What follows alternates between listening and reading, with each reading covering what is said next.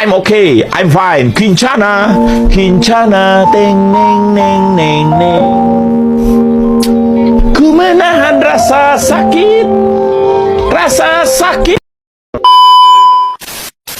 A million options, so just talking to stop doing agreement. I rock arenas, bringing the peace. I'm bumping that park in the car.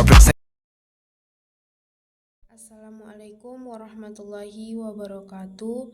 Perkenalkan, nama saya Hesti Mawaddah. Saya dari Prodi Bimbingan Konseling Pendidikan Islam.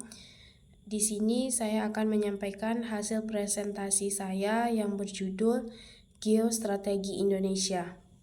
Geostrategi berasal dari kata geo yang berarti bumi dan strategi artinya cara atau siasat.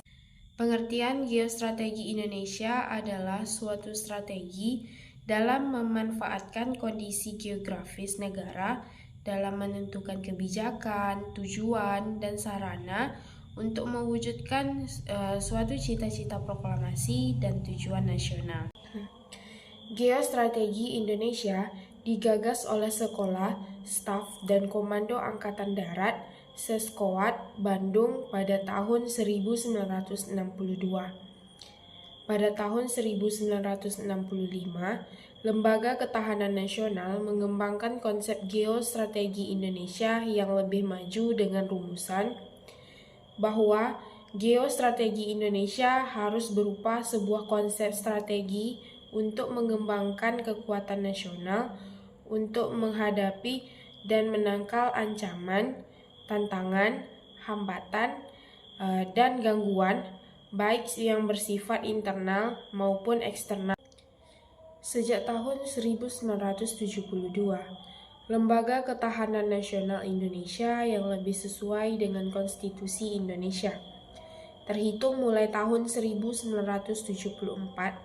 geostrategi Indonesia ditegaskan dalam bentuk rumusan ketahanan nasional sebagai kondisi, metode, dan doktrin dalam pembangunan nasional.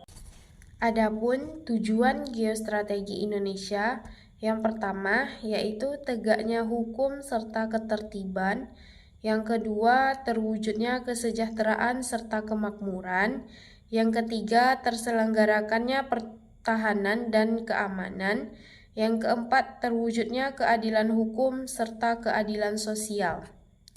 Adapun fungsi dari geostrategi Indonesia yaitu sebagai daya tangkal. Adapun sifat-sifat geostrategis di Indonesia, yang pertama yaitu mandiri, yang kedua dinamis, yang ketiga manunggal, yang keempat wibawa, dan yang terakhir kerjasama. Wujud geostrategi Indonesia yang berhubungan dengan ketahanan. Yang pertama, ketahanan ideologi, yang kedua ketahanan politik, yang ketiga ketahanan ekonomi, dan yang terakhir ketahanan sosial budaya. 6 ancaman asing yang mencoba mengrongrong kedaulatan NKRI. Yang pertama, di selatan Maluku terdapat Pulau Selaru dan Pulau Masela.